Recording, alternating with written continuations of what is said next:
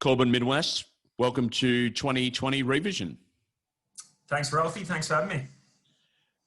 Now, you're a radio sports broadcaster for the ABC based in Melbourne. I want you to, first of all, take us through your 2020 and what has been an extraordinary year for everybody. It's been crazy times, hasn't it? I think these Zoom calls we're sort of pretty used to, sort of jumping on here and having a chat and doing business like this. Yeah, it's been a bizarre year. I actually started the year in the US, so I spent January and February over there, and we first sort of caught wind of the coronavirus. And one of the guys I was traveling with is a bit of a germaphobe at the best of times, and so we tried to talk him off the cliff and just kept telling him, "Oh, mate, it'll come and go. It won't be a big deal." And little do we know it would impact 2020 as heavily as it has. So got back to Melbourne. I think I did a couple of AFLW games and a few sort of host studio shifts, and then we had the Women's World Cup here in March, full house. Not long after that, all of a sudden, the whole country's in lockdown. So a huge shake-up. Round one of the AFL season we went to, empty stadiums. And that was as far as we got. We got one weekend of footy out of the way before a big break. Obviously the footy was able to make its comeback a few weeks after the NRL. And at that stage, we had only a brief period back in Melbourne with 4 or 5 games at the venues. And from that point on, we were covering games off tube, coming up with, new ways to do radio programs during a pandemic, and trying to come up with some new ideas and new ways to cover sport off television remotely. We would have a hybrid of both. I think I did some NRL games with you, Ralphie, where I was at the stadium in Melbourne and the call team was back in Sydney. So, we had to be innovative right throughout. We'll unpack all of that and go through it. I mean, first of all, I'd like to get your thoughts on, I guess, how you guys handled it through that period of lockdown and, as you mentioned, the creativity that's involved. So you guys sort of peeled off a couple of, I guess, old vintage games and recalled them and had people that played in the games comment on the fixtures themselves. Like, what was that like, trying to come up with that stuff when you knew that you had, I guess, hours to fill? And at the ABC, we're very fortunate that we've got a digital channel to support a lot of the stuff that the broadcasters were doing. So just talk to me about that particular aspect of it. Yeah, it was a volatile time as an industry. And I remember while all this was happening, there are so many other media outlets and a lot of our colleagues losing their jobs, where media organisations were cutting staff that quickly, and that was really happening even before the pandemic, and the pandemic probably sped a lot of that along. So I think we were extremely fortunate in a sense to work for the ABC during this period. That first of all, we were assured by our bosses that, look, we would have work going forward, and it's time to basically go away and come up with some new ideas. So I think, despite the fact a lot of us were interstate and separated from our family and friends, and there was so much uncertainty in the world, it's not always the best space to try and be creative. And then essentially we just pulled our heads together and thought, right, what can we do? What can we get out of this period and try to sort of create something that's entertaining content? I think we both know, Ralphie, and part of our drive and interest to get into the sports media is just, it's a great release. It's part of what people love every weekend. And when the sport's been taken away at a time of uncertainty, how do we keep that feel with people, even though there's no new sport being played each weekend? So one of the things that we did was the grand final recalls. So we thought, look, there's these great games in the history of Australian rules footy that people are aware of, and the members that are already part of our team, such as Brendan Goddard and Luke Ball, and there's so many. We had Cameron Ling working for us, Mick Moldhouse, all these guys that have been involved in grand finals in the past. Why don't we recall the game and then have them as the experts, basically telling us their memories of the game, as opposed to them telling us their analysis of what's taking place. So that was a really fun experience just for me as a footy fan. I remember growing up watching these guys play, and then to be able to get their experiences of, this is what I was thinking at this time. This was actually happening behind the scenes. What you didn't realise is I busted my quad at that stage, and so I'd come off the ground, and just being able to get some great insights from these guys as to what took place during some of the most memorable games in the history of footy. And I guess and I don't want to sort of over-exaggerate this, but from a mental health point of view, to be able to be busy and get through it. And we were lucky that, like you said, management supported the various teams around the country to get on with stuff and create stuff when, scenes around us were kind of very bleak in many ways. And a lot of people weren't afforded the opportunity to go to work or leave their house for an extended period.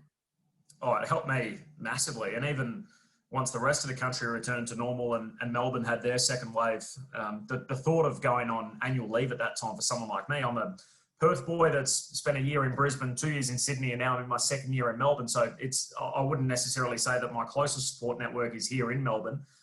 Even if they were, by the way, we weren't allowed to visit too many people. You weren't allowed to interact with anyone that wasn't in your household. So it wouldn't have mattered if they lived in the suburb next to me. But to be able to have work and to have a purpose, I think during that period was so important. So it gave us something to follow and something to do, something to work at. So it was a great release. And I think otherwise than that, there's only so many times you can clean out your wardrobe and sort of rearrange your bookshelf and all these types of things. So we were very lucky that we were able to work during that period just to give us something to do and something to focus on other than just what was going on in the world. I think probably everybody in Melbourne during that period and right around Australia during the first lockdown, you'd come home every night and sit down and watch the nightly news and realise just what a situation we're in and how much uncertainty there is going forward. So to be able to go and do something that you love and something that you're passionate about every day, certainly help sort of ticking some days off the calendar. Absolutely. I want to get your perspective from a sports lover's point of view when everything hit the fan, as it were, and the AFL were the first one to sort of go into shutdown, shortly followed by the NRL. And then there was this fear-based and a lot of, panic and a lot of unknown and uncertainty about when competitions would resume. Peter V'landys, the chairman of the ARL, was, lambasted in many quarters for having the gumption in the eyes of many to put a date on the table that we would return. And then the NRL looked like it was a bit of a leader, whereas the AFL, all of the people south of the border were like scoffing at his leadership at that stage. And then that quickly turned when it looked like it was going to be a reality. What were your thoughts in that period? I know you were very staunch against and then came around, well, why not? What was the general vibe amongst the AFL community? So I think there was a general feel, and even cricket was guilty of this at the start too, that when we first started to learn about the pandemic, I think sport was pretty slow to realise that there had to be a cause for pause at some stage, that you couldn't just keep going all the way through, given there was so much uncertainty. Remember at the start, testing wasn't readily available. We didn't know how widespread it was in the community. So it was important that we took a break at some stage to actually realise, right, where is the virus at? Have we been able to locate it? How prevalent is it in the community? Can we test our participants, or are we as citizens contributing to the spread of the virus? I mean, if sport goes on and it's a contact sport, for example, and you're passing it through to other competitors, it's not just the competitors, it's obviously the most vulnerable people as well that, when they leave there and go home and give it to their friends or give it to someone else, that's exactly what we're trying to do by social distancing and stopping. So I think that the pause was absolutely necessary. The way that they came out of it, I think the thing with Peter V'landys, where he's picked the date, when he said it at that stage, I don't think anyone felt that was the time to resume, but he wasn't saying that either. He was saying, look, let's aim for this point down the road, and if we get there and it turns out that it's still not appropriate to restart, well, then you can always move it back. You can move it back another week, you can move it back another week after that, another week after that, but at least it gave people some certainty in a time when they didn't have any. It gave them something to work towards. And sure enough, by the time they got there, I think it was the end of May from memory, the environment was a little better. Testing was more readily available, and it was a chance that they could get underway in a safe environment. And then they could peel back the restrictions from that point on. So in the end, it was really good leadership. And the AFL probably missed out on a couple of weeks thereafter. And I don't think they wanted to be the first. I think the AFL was quite happy just to lay back in the cut and wait for somebody else to step up and make the move, and they could just sort of see which way the wind was blowing. I guess they also had the advantage of more money in the bank, whereas the NRL was strapped for cash, really needed to cut a new deal from the broadcasters and had to make that move, whereas the AFL obviously had a bit of a safety net and managed to sort of peel back on that.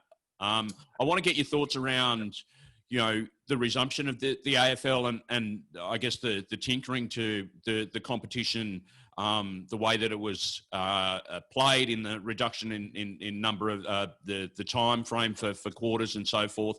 The NRL sort of had, I guess, two main changes, which was the 6 again rule and also the removal of one referee on the field. What was your take on how it panned out for the AFL throughout the season?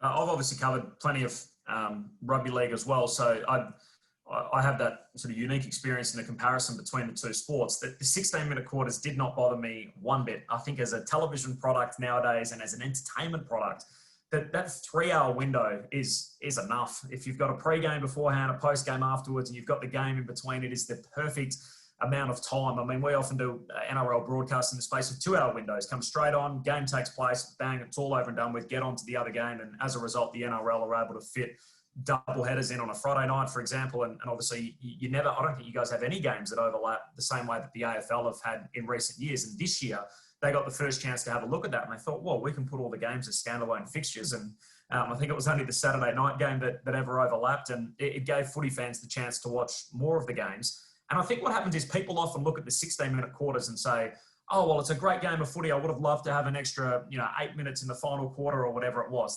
That's not the game that you need to reference. What about the game between Gold Coast and Adelaide that's 60 points the difference at the end of the 16-minute quarters? Do you really want to watch another 16 minutes of that and touch on another 4 minutes or so? So I think sort of trying to get a better broadcast product, I think the shorter quarters are certainly the way to go.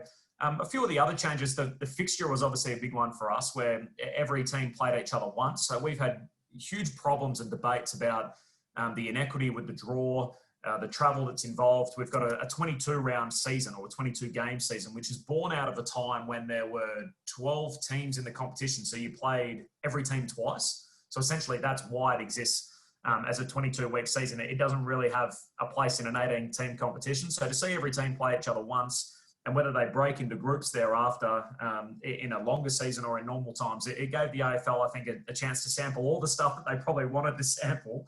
And this was the opportunity for them to see what worked and what didn't. So do you think, what are some of the things that will remain in place for next season? Given I guess that's the one great thing about the 2020 season from both points of view, like the experimentation was able to happen, where some of this stuff in years gone by may have taken years for competition committees and rules committees to decide what'll work, what won't work. It was the ideal window to say, hey, let's have a reset here on this stuff and experiment with it. And then we can throw some stuff out if we don't like it. We can keep some other stuff if we like it. And I guess it's the same across businesses as well. It's just like the innovation and the creativity that people have been allowed to use during this period has been phenomenal. So I think fixture flexibility will stay. So I don't think we'll ever go back to the day where we've got 23 rounds in the season and they all come out in November and that's exactly what it's going to be. I think there'll be some certainty for fans if they want to book interstate travel. If they're a Fremantle fan in WA and they want to go and watch their team play in Melbourne one weekend, they might be able to do that for the first 17 weeks. And then I think at the end of the season that they'll allow some flexibility and maybe even flexibility with time slots. So I know as the television networks are bleeding at the moment and there's a general consensus that the next TV rights won't be worth as much as what the previous ones were. How do you maximize what they're getting? So perhaps if you have a round schedule, but only a few weeks in advance, you pick which game's the Friday night game in the key time slot, which game's the Saturday game. I think that more flexibility with the fixture on the run, I think will help the competition.